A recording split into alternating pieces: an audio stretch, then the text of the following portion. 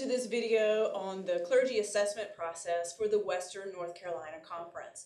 We are very glad that you are watching, particularly those who are members of the Pastor-Parish Relations Committee, chairpersons, and pastors. I am Lori Beth Huffman, the Appalachian District Superintendent, and I have with me here Amy Coles, the District Superintendent for the Smoky Mountain District, and Linda Royer, who is Deacon Associate at Mount Pleasant United Methodist in Sherrills Ford, and she's also a member of the Board of Ordained Ministry. So let's get started. The assessment process is a joint project between the Cabinet and the Board of Ordained Ministry. And in fact, this is one of the things that is required by the Book of Discipline that we do. So paragraph 350.1 says that all pastors will be evaluated annually by the district superintendent and the PPRC committees, and that evaluation will be determined by the Cabinet and the Board of Ordained Ministry. So this video is our attempt to help unfold for you changes that we have made in the process and to give you some tips for success so that this truly can be a fruitful, positive experience for everyone. Now, both the pastor and the PPRC committee are participating in this evaluation process. It's not one or the other. You all have an important role to play. And also, every pastor who is appointed to a church must complete the assessment. And deacons that are in extension ministry will also have a part of the assessment to do with the church that holds their secondary appointment. But we'll talk more about that in a minute. So let's keep talking a little bit big picture before we get down into the nitty-gritty. And I want to talk to you about the importance of honest assessment. I think we can all agree that evaluating the pastor is really difficult work. And sometimes we just don't know what to say or how to say it. And for some of us, it's uncomfortable talking about areas of concern. And for some people, it's also uncomfortable praising the pastor. So what we hope is that we're giving you a tool that you can use that then provides framework so that you can have rich, fruitful conversation. Because an honest assessment is going to lift up gifts for ministry for the pastor, and every pastor has gifts for ministry. But an honest assessment is also going to lift up the areas of concern, areas that we need to work on, our weaknesses. And this is important information too for the pastor that they can use then to make decisions around continuing education and to look for resources that will help strengthen those areas of concern. Because any good leader knows that the best thing we can do for ourselves is to understand what are our strengths and what are our weaknesses, so we can operate out of our strengths and then compensate for those weaknesses. Because the reality is, there is not a pastor in this conference who is great at all that is required of being a pastor. Not a single one. I am so sorry to disappoint you pastors who think that you're the exception to the rule, but all of us, me included, have areas that we need to work on. So the goal and the point is not to be great at everything. It is not for church people to think the pastor is great at everything, because those are unrealistic expectations and we will disappoint. But instead, remember Moses in the Bible? When God brings along Aaron and Hur to come alongside him to encourage and support his work, and they had strengths where Moses had weaknesses. So together they were able to accomplish the work Moses was called to. We clergy would do well to remember that we have laity around us that can help come alongside us and support and encourage us, particularly in our weaker areas, because it takes all of us to get this kingdom work done. So let's talk about the goals that we hope to come out of this assessment process. First and foremost, this is an opportunity for clergy and churches to continue to talk about the mission and the purpose of the church. The bishop has reminded us time and time again that it's all about the mission. We believe that pastors and churches are two important tools that God uses to continue Christ's mission here in this world. A second purpose follows from that. These assessments are meant to help the pastor know how well they are and what ways they can better lead the church in fulfilling the mission and purpose of the church. Notice that I did not say they're a way to evaluate the pastor in how they lead the church generally. Rather, they specifically look at the ways that the pastor can help the church fulfill the biblical mission to make disciples of Jesus Christ for the transformation of lives and communities.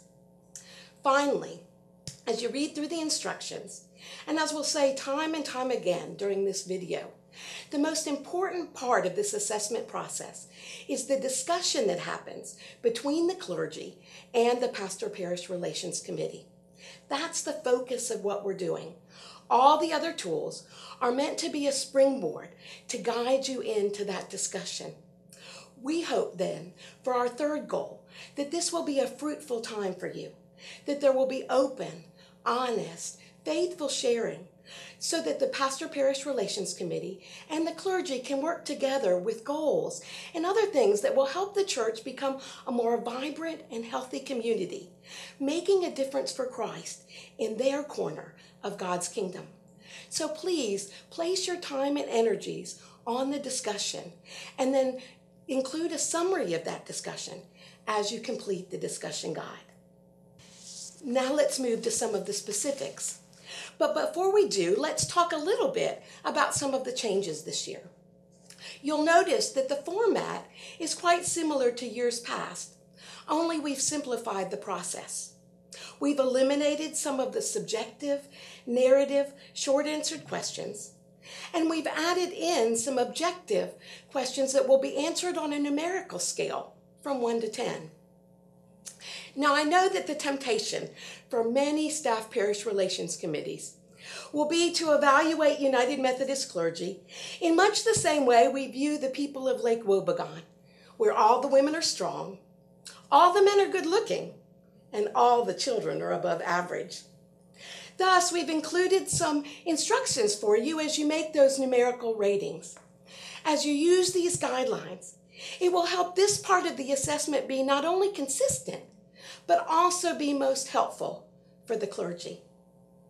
Finally, you'll notice at the end of your discussion time, we're inviting the Pastor-Parish Relations Committee and the clergy to pray together Wesley's Covenant Prayer. This is an important part of the assessment process, as it reminds us that the Holy Spirit is present as both clergy and laity commit themselves to service in God's kingdom. We hope that you will find this closing moment of worship an important and a meaningful part of your time together. So now on to the specifics. And probably your biggest question is, where in the world do I find these assessment forms? Well, you'll find them on the Western North Carolina Conference administrative website. You go to that website and you log in. Both pastors and Pastor-Parish Relations Committee chairpersons will need to log in using a username and a password. If you don't have that information, either because you're new in this position or because you've forgotten it from last year, please call your district office and they'll be glad to give it to you. Once you're logged in, you'll click on the Assessments tab and there you'll find the forms for which you're responsible. Pastors will see their self-assessment. SBRC chairs will find the SBRC assessment and the clergy discussion guide. Senior pastors will not only find their own self-assessment, but they'll also find the appropriate forms for other appointed clergy on staff. All of these forms are to be completed online. And be sure at the bottom of the form that you click on Save My Assessment on that button so that your assessment will not only be saved, but will be submitted. These forms can be changed up until September 30th by logging in, making the necessary changes, and of course, clicking on the Save My Assessment form button at the bottom of the page. Did you get that part? Click on the Save My Assessment button to save your work so that it will be there and you won't lose it. If you have any questions or any concerns, please contact your district office. Now, I'm going to talk you through the steps. There is a chart that will show all of the different parts. First, there is the ministry assessment that the pastor completes for themselves. Be honest and self-reflective. During this same time period, the PPRC will complete their assessment of the pastor. Afterwards, the pastor and the PPRC come together to review each other's responses, and together they complete the discussion guide. Take the time to process all of the responses so that the assessment reflects the work of both church and pastor regarding the mission of the church. Now, where there is an associate or assistant pastor, now, an associate pastor is an elder or provisional elder, and an assistant pastor is a local pastor. Now, they're going to complete the self-assessment, and then the senior pastor will complete an assessment for each clergy staff member. The senior pastor and the associate or assistant will meet together to complete the discussion guide. This guide will then be shared and discussed with the SPRC. The associate or the assistant pastor is expected to be present at this meeting. All deacons will use the deacon assessment, even those deacons who serve as associate pastors. The senior pastor and the SPRC will each complete an assessment of the deacon. Now notice that there is a difference in the role of the SPRC if the associate pastor is a deacon. The SPRC is expected to assess the deacon. We believe that this will help the church grow in their understanding of the ministry of the deacon. The deacon, senior pastor, and the SPRC will then use their own assessments to facilitate their conversation as they work through the discussion guide. We are aware that deacons who are in extension ministries will complete an evaluation or assessment at their primary appointment. However, due to the unique role of a deacon with a secondary appointment, we want there to be conversation between the deacon, the senior pastor, and the SPRC. Again, for our purposes, deacons in a secondary appointment will not complete a clergy assessment themselves, but the SPRC and the senior pastor will use this discussion guide to review how the deacon is connected to the congregation. Again, this is important for the church to learn more about the ministry of the deacon. Thank you, Linda, for walking us through all of those steps. I know there are a lot of moving pieces to this process, but all of them come together to form the fabric that really does paint a full picture of the assessment process. So now let's talk about deadlines. The forms will be up on the conference website starting August 1st, so you will be able to access those and begin to fill them out online, both pastors and PPRCs. And then you have until September 30th to complete the process. So that is 2 months for you to work on both the individual assessments and then to also come together and meet with the pastor and the PPRC to complete the discussion guide. And then after that meeting, either the PPRC chair, or if you would prefer, you can designate someone on the committee to do that for you, goes back online and enters in the conversation from the discussion guide so the district superintendent can read the conversation. So let me be clear. That means by September 30th that you will have completed both the online assessments as well as the discussion guide from the meeting together. So now we want to share with you some best practices to help you go about this assessment process and it be as fruitful as possible for you. So some of these suggestions come to you from us district superintendents who read these assessments, and we really do read them, by the way. We don't just tuck them in a file somewhere, but we get a lot of valuable information about how the church is doing and also how the pastor is doing, and in case there's anything that we need to follow up with that might be helpful for the pastor or the church. So we offer to you some suggestions of what is helpful and some things not to do that aren't helpful for the process. So the first one is to remember this: every pastor has gifts, and no pastor is without gifts for ministry.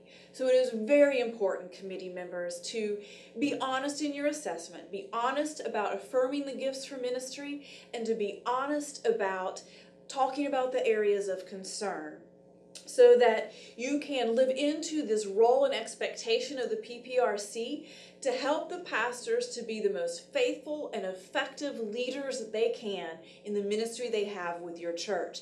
This evaluation tool is an excellent way for you to live into that expectation. It's not acceptable to have a blank discussion guide or to just use one-word answers. Have we mentioned that the discussion is the most important part? So please, take notes as you talk together and use the discussion guide to summarize the conversation and to list the goals that you've agreed upon. Do not have the congregation vote on the pastor. We are not a congregational church. Also, don't submit this instrument out to the congregation to complete on the pastor. Committee, this is your responsibility to fill out. Now, it is completely appropriate for you to put feelers out, to have conversations with folks, to gather information so that you can be prepared to answer the questions when you meet together as a committee. As you think about how you're going to complete the individual pieces, the Pastor-Parish Relations Committee will want to complete their assessment before they meet with the pastor.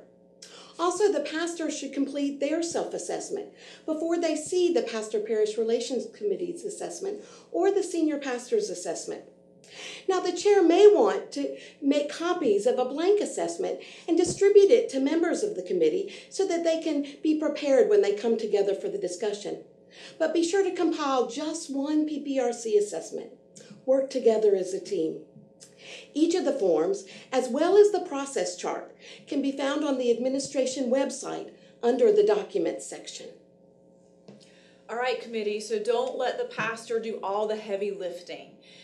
Don't just say whatever they put on their evaluation. You need to come prepared to offer your observations and your input from what you've experienced and seen happening in the ministry of the church. So what do you do if the pastor, the clergy, is new in the appointment and has only been there a couple of months? Well, first, focus on the mission. Help communicate that to the clergy. And then focus on setting goals. Remember, it's how the clergy is leading the church in fulfilling the mission and purpose that is what's most important. Sometimes the secondary appointment of the deacon is on paper only. This wasn't what was initially intended. We hope that each deacon is in ministry in some way at their secondary appointment. It is our desire to support the role of the deacon through this assessment process. And as our DSs read the completed discussion guides, they too will grow in their understanding of the ministry of a deacon. It's a win-win. We're grateful that you've taken the time to watch this video, and we hope that it has provided the information that you will need to have a successful assessment process. We also thank each member of the SPRC. We're grateful for your service, especially as you enter into this important part of your responsibilities. Please know that the Cabinet and the Board of Ordained Ministry hold you in prayer as you enter into the assessment process. Our hope is that you will have Christ-like, honest discussion so that the church can be strengthened, the mission can be fulfilled. If you have any questions, don't hesitate to ask your pastor or give a call to your district office. We'll be glad to offer any assistance that you need. Thank you, and may God's blessings be upon you as we all go forth to do the work that God has called us to do.